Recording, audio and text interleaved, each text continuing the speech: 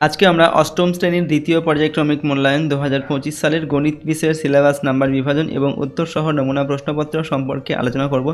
তো চলো এই ভিডিওতে আমরা ক্লাস 8-এর সেকেন্ড ইউনিট টেস্ট 2025 গণিত বা ম্যাথামেটিক্স সাবজেক্টের এই কোশ্চেন পেপার এবং সেই সঙ্গে সিলেবাস ও নাম্বার বিভাজনটি আমরা দেখে নিই।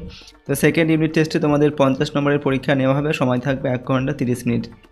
প্রথমে দেখো কোন কোন অধ্যায় তোমাদের করতে হবে সেকেন্ড ইউনিট টেস্টের জন্য। 7 নম্বর যে অধ্যায় রয়েছে 7 থেকে 17 নম্বর অধ্যায়ের যে অঙ্কগুলো রয়েছে সেগুলো তোমাদের কিন্তু প্র্যাকটিস করতে হবে সেকেন্ড ইউনিট টেস্টের পরীক্ষার জন্য।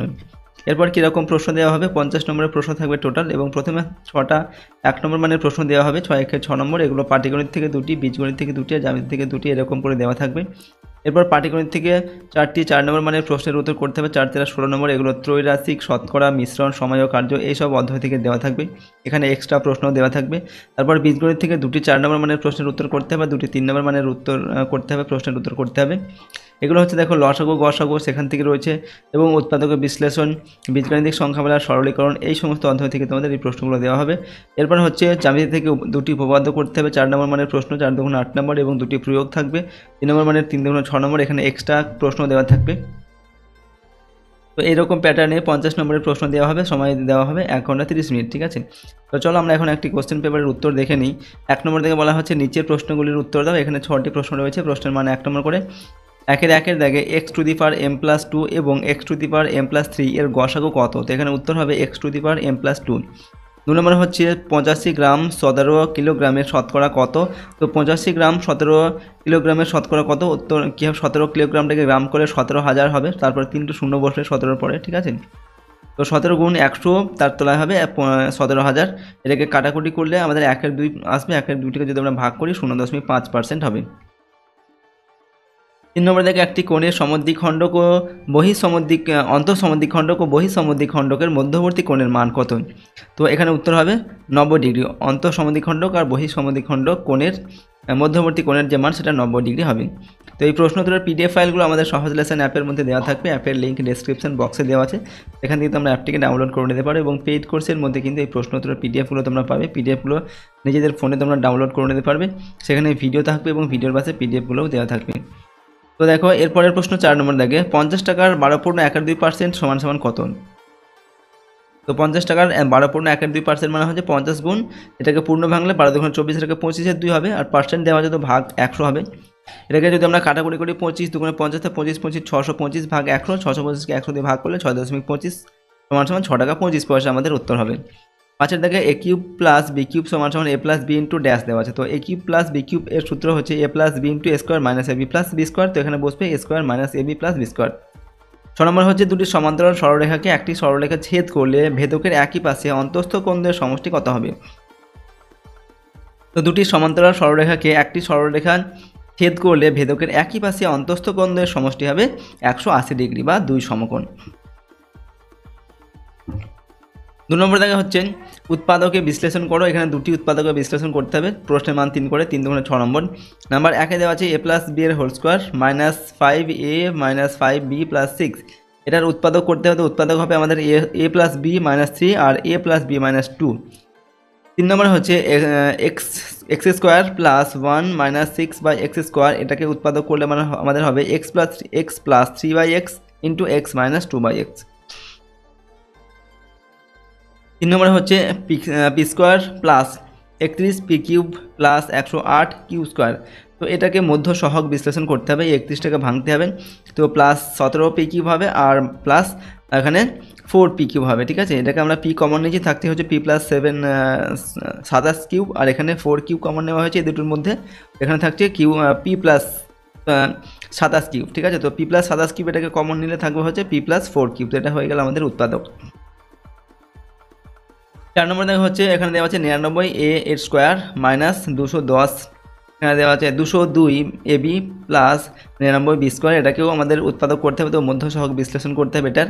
তো 202 ab এটাকে আমরা ভাঙছি -121 ab - 81 ab, ঠিক আছে। তো এবার এখানে দেখো 11a কমন নেওয়া হয়েছে, তো কমন নিলে এখানে থাকছে 9a - এখানে থাকছে 11b, আর এখানে 9bটা কমন নেওয়া হয়েছে, থাকছে 9a - 11b। তো 9a আর 11bটা -11b এখানে কমন নিয়েছে, থাকতে হচ্ছে 11a - 9b এটা। 5 নম্বর হচ্ছে এক্স কিউব দেওয়া আছে, নিচে হচ্ছে 64 মাইনাস 64 বাই এক্স কিউব, ঠিক আছে, এক্স কিউব।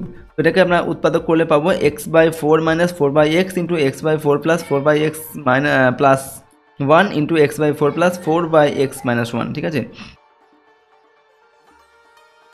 4 নম্বর হচ্ছে যে কোনো দুটি প্রশ্নের উত্তর দাও, প্রশ্নের মান হচ্ছে 4 নম্বর করে 4 × 8 নম্বর দেওয়া আছে।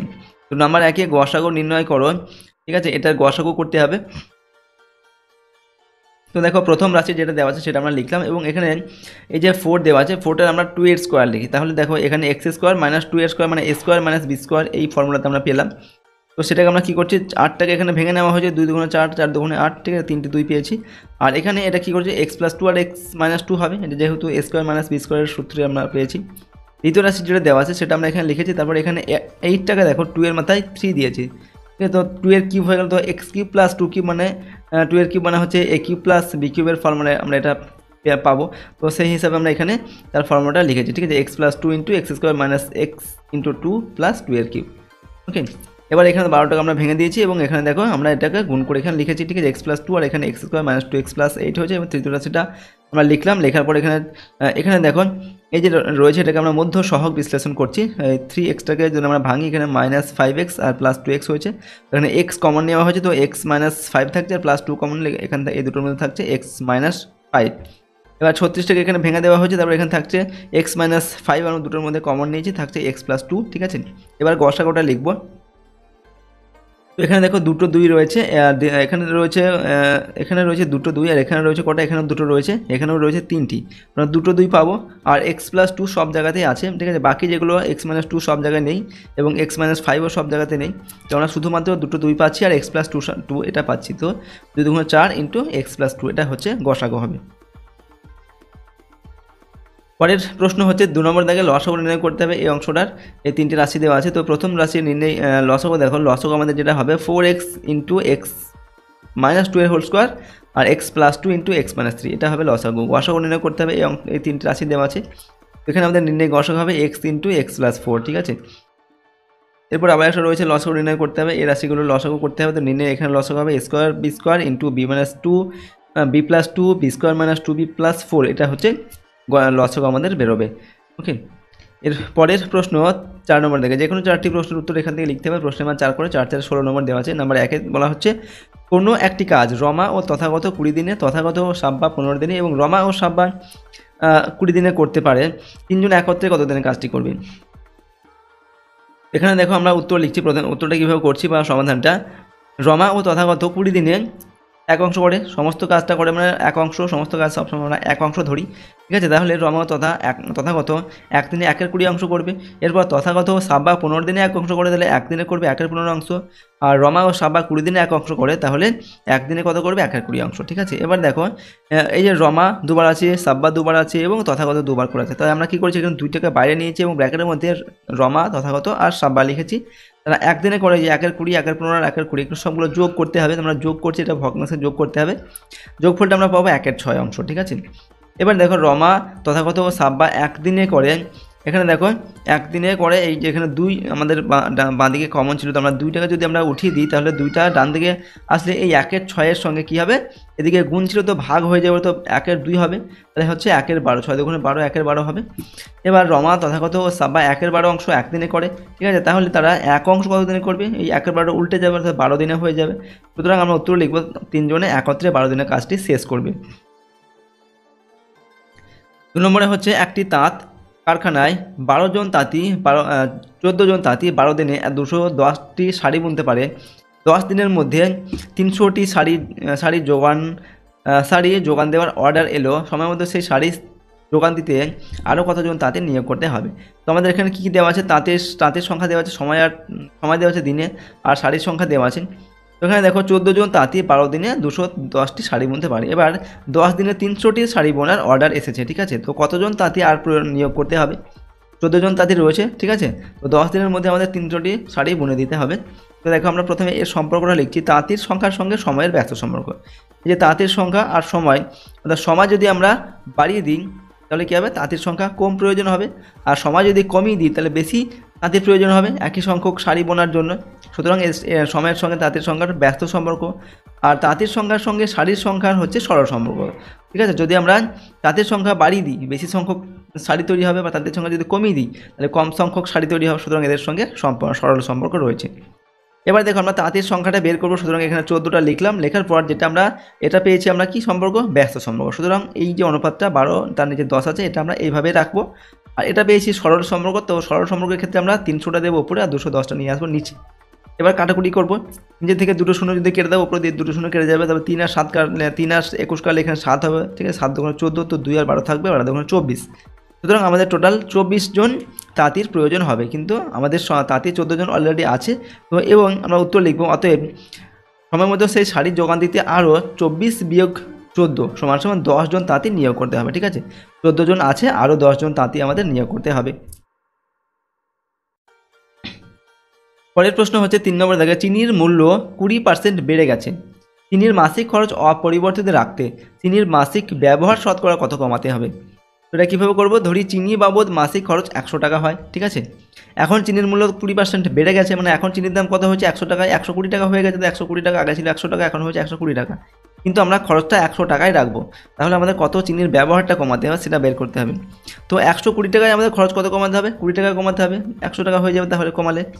এবার 1 টাকায় খরচ কমাতে হবে 20/120, আর 100 টাকায় খরচ কত কমাতে হবে, 20/120 × 100। তো আমরা এটাকে যদি কাটাকুটি করে নিই, 50 তার নিচে হবে 3, এটাকে ভাগ করলে 16×2=3 হবে। আমরা উত্তর লিখবো, অতএব চিনির মাসিক খরচ অপরিবর্তিত রাখতে চিনির মাসিক ব্যবহার 16×2=3% কমাতে হবে। 4 নম্বর দাগে 3টি সমান মাপের গ্লাসে শরবত আছে, 3টি গ্লাসে জল ও সিরাপের পরিমাণের অনুপাত যথাক্রমে 3:1, 5:3 এবং 9:7। 3টি গ্লাসের শরবত একটি বড় পাত্রে মেশালে ওই মিশ্রণে জল ও সিরাপের অনুপাত কত হবে। তো দেখো এখানে আমরা করছি কি, ধরি গ্লাসের আয়তন x, এটাকে আমরা ধরে নিলাম।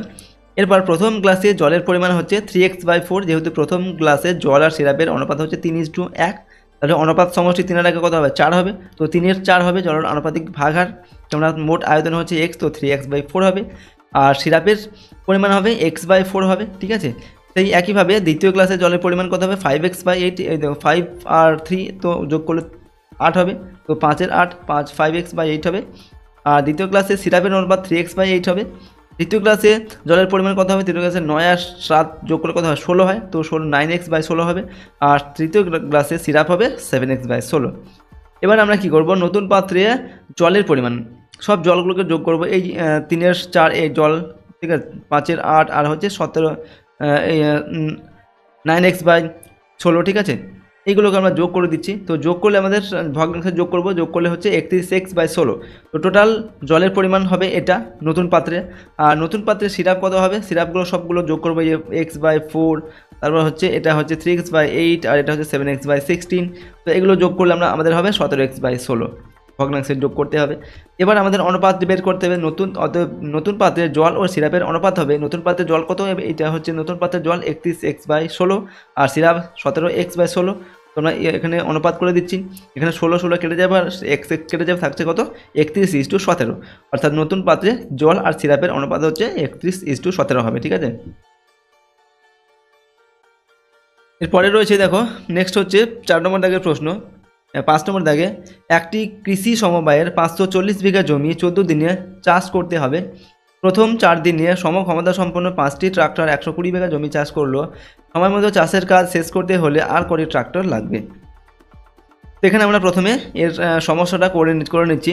তো কি বলা হয়েছে এখানে, দেখো 120 বিঘা জমি চাষ করতে 4 দিন সময় লাগে 5টি ট্রাক্টর। এদের 4 দিনে 5টি ট্রাক্টর 120 বিঘা জমি চাষ করতে পারে। আর 540 বিঘা জমি আছে, 14 দিনে চাষ করতে হবে। ঠিক আছে, তো 4 দিন চাষ করেছে, 4 দিন চাষ করার পরে 120 বিঘা জমি চাষ হয়েছে।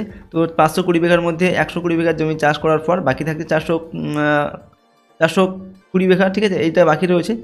আর সময় কত দিন বাকি রয়েছে, 14 দিনের মধ্যে 4 দিন অলরেডি চাষ করা হয়ে গেছে, তো 14 থেকে 4 বিয়োগ করতে হবে, 10 দিন সময় আর হাতে আছে।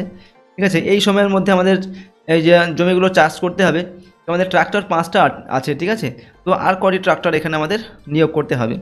তো প্রথমে আমরা এদের মধ্যে সম্পর্কটা লিখছি। দেখো ট্রাক্টরের সঙ্গে জমির পরিমাণের সরল সম্পর্ক, অর্থাৎ ট্রাক্টরে যদি আমরা সংখ্যা বাড়িয়ে দিই তাহলে বেশি জমি চাষ হবে, এবং ট্রাক্টর কমিয়ে দিলে কম জমি চাষ হবে। এবার দেখো ট্রাক্টরের সঙ্গে সময়ের হচ্ছে ব্যস্ত সম্পর্ক। ঠিক আছে, অর্থাৎ দেখো সময় যদি আমরা কমিয়ে দিই, তাহলে কিন্তু একই পরিমাণ জমি চাষ করতে বেশি ট্রাক্টর লাগবে, আবার সময় যদি বাড়িয়ে দেওয়া হয় তাহলে কী হবে, ট্রাক্টর সংখ্যা কম প্রয়োজন হবে। সুতরাং এটার সঙ্গে সময়ের সঙ্গে ট্রাক্টরের হচ্ছে ব্যস্ত সম্পর্ক। এবার আমাদের ট্রাক্টরের সংখ্যা নির্ণয় করতে হবে, তো লিখবো 5 গুণ, যেহেতু আমরা প্রথমটা এটা কি পেয়েছি, এটা পেয়েছি আমরা ব্যস্ত সম্পর্ক, তাই এটা যেমন আছে তেমন লিখবো। 4 নিচে হচ্ছে 10, আর এটা সরল সম্পর্ক হচ্ছে তো 420টা যাবে নিচে, 120টা নিচে, 420টা যাবে ওপরে, আর 120টা হবে নিচে। ঠিক আছে, এটা আমরা কী করবো, কাটাকুটি করবো। এখানে নিচের থেকে এই শূন্যগুলো প্রথমে কাটবে, তারপরে 5 দুগুণে 10 কেটে দেবে। ঠিক আছে, 2 দিয়ে 4কে কাটবে, 2 দুগুণে 4, তারপরে এখানে 6 দিয়ে কাটবে, 6 দুগুণে 12, তারপর 6 7 42, ওপরে 7 আসবে আমাদের। তো 7টি আমাদের ট্রাক্টরের প্রয়োজন হবে। তো আমরা উত্তর লিখব, অতএব সময় মতো চাষের কাজ শেষ করতে হলে আরও 5 বিয়োগ 7 বিয়োগ 5 সমান 2টি ট্রাক্টর লাগবে। 5টি ট্রাক্টর আছে, আর টোটাল আমাদের 7টি ট্রাক্টরের প্রয়োজন হবে। তো আর 2টি ট্রাক্টর আমাদের নিয়োগ করতে হবে। ঠিক আছে, 6 নম্বর দেখা হচ্ছে, এক পাত্র শরবতে 5:2 অনুপাতে সিরাপ ও জল মেশানো আছে। এই শরবতের কতটুকু অংশ তুলে নিয়ে তার পরিবর্তে সমপরিমাণ জল ঢাললে সিরাপ ও জলের পরিমাণ সমান হবে। তো শরবতে সিরাপ ও জলের অনুপাত দেওয়া আছে 5:2, এখানে দেওয়া আছে অঙ্কে। তো শরবতের সিরাপের আনুপাতিক ভাগ হচ্ছে 5/7। ঠিক আছে, 5 আর 2 যোগ করে 7 হয়, তো 5/7, আর জলের আনুপাতিক ভাগ হচ্ছে 2/7 হবে। এবার দেখো আমরা মনে করি শরবতের এক্স অংশ তুলে নিতে হবে। ঠিক আছে, তো এই এক্স অংশের মধ্যে কত শরবত আছে, কত সিরাপ আছে, আর কত জল আছে সেটা বের করবো। তো এক্স অংশ শরবতে সিরাপ আছে হচ্ছে 5x/7 আর জল আছে 2x/7। তাহলে এক্স অংশ জল ঢালে নতুন শরবতে সিরাপ থাকবে কত, নতুন শরবতে সিরাপ থাকবে 5/7 মাইনাস 5x/7, এটা বিয়োগ করলে হবে 5 মাইনাস 5x/7, আর জল থাকবে হচ্ছে 2/7 মাইনাস 2x/7 প্লাস এক্স, সমপরিমাণ বা জল ঢালতে হবে। ঠিক আছে, তো এক্ষেত্রে আমাদের হবে কত দেখো, 2 প্লাস 5x/7, এটা হচ্ছে আমাদের যোগ করলে মানে পাবো এটা। এবার প্রশ্ন অনুসারে এই যে আমরা পেলাম, এই যে জলটা আর এই সিরাপটা নতুন পাত্রে সেটা সমান হয়ে যাবে। তো 5 মাইনাস 5x/7 সমান 2 প্লাস 5x/7, এটা সমান হবে, সমান দেখালাম। তো নিচের 7গুলো কেটে দিচ্ছি, থাকছে উপরে 5 মাইনাস 5x, ওপরে 2 প্লাস 5x থাকছে। প্রথমে আমরা দেখো মাইনাস 5xটা লিখলাম, আর ডান দিকের 5xটা নিয়ে আসছি বাঁ দিকে, তো এটাও মাইনাস 5x হবে যেহেতু প্লাস ছিল ডান দিকে। আর ডান দিকে আমাদের 2 আছে, বাঁ দিকের প্লাস 5টা ডান দিকে নিয়ে যাচ্ছি, তো -5 হবে। এদিকে আমাদের কী হচ্ছে, -10 হবে, আর ডান দিকে হবে -3। ঠিক আছে, তো x সমান কী হবে, 3/10, মাইনাসে কেটে যাবে, 3/10 হবে। আমরা উত্তর লিখবো, অতএব এই শরবতের 3/10 অংশ তুলে নিয়ে তার পরিবর্তে সমপরিমাণ জল ঢাললে সিরাপ ও জলের পরিমাণ সমান হবে। এরপর 5 নম্বর থেকে যে কোনো দুটি প্রশ্নের উত্তর দাও। প্রশ্নের মান হচ্ছে এখানে চার্ট করে 4 দুগুণে 8 নম্বর দেওয়া আছে। প্রথমে হচ্ছে নাম্বার 1-এ, প্রমাণ করো যে একটি ত্রিভুজের দুটি কোণের পরিমাণ সমান হলে তাদের বিপরীত বাহুগুলির দৈর্ঘ্য সমান হবে। 2 নম্বর, প্রমাণ করে যে দুটি সরলরেখা পরস্পরকে ছেদ করলে যে দুটি বিপরীত কোণ উৎপন্ন হয় তাদের প্রতি জোড়া কোণের পরিমাপ পরস্পর সমান। 3 নম্বর হচ্ছে, প্রমাণ করো কোনো ত্রিভুজের দুটি বাহুর দৈর্ঘ্য সমান হলে তাদের বিপরীত কোণগুলির পরিমাণ সমান হবে। 4 নম্বর, প্রমাণ করে একটি ত্রিভুজের 3টি কোণের পরিমাপের সমষ্টি 2 সমকোণ বা 180 ডিগ্রি। এখানে 4টি দেওয়া আছে তোমাদের। ঠিক আছে, যে কোনো দুটি প্রমাণ করতে হবে, এগুলো উপপাদ্য থেকে দেওয়া হচ্ছে। আর 6 নম্বরে হচ্ছে যে কোনো দুটি প্রশ্নের উত্তর লিখতে হবে। এখানে 3 নম্বর করে প্রশ্নের মান দেওয়া আছে, 3 দুগুণে 6 নম্বর। নাম্বার 1-এ, প্রমাণ করো যে সমবাহু ত্রিভুজের প্রতিটি কোণের মান 60 ডিগ্রি।